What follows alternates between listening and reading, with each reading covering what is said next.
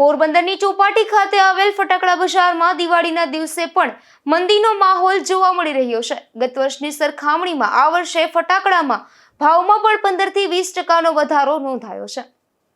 દિવાળીના તહેવારને લઈને લોકો દ્વારા અગાઉથી ફટાકડાની ખરીદી કરવામાં આવતી હોય છે।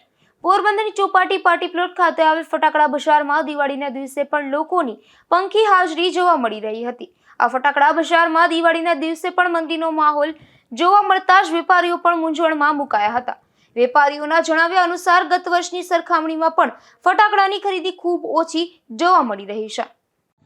મારું નામ રાજ કારિયા છે। અમે ફટાકડા બજારમાં સ્ટોલ કરીએ છીએ 2 વર્ષથી અને અહીંયા આજે દિવાળીનો તહેવાર છે અને ઘરાકી અત્યારના સવારના પોરમાં તો છૂટી દેખાય છે।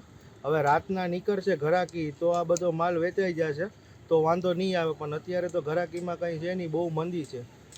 ગયા વખતે કરતાં કેવું છે? ગયા વખતે કરતાં થોડુંક સારું છે, પણ હવે એ અત્યારે આ સાંજે ઘરાકી નીકળે ને એ પછી ખબર પડે। ગત વર્ષ કરતાં તો અત્યારે તો ઓછી ઘરાકી દેખાય છે।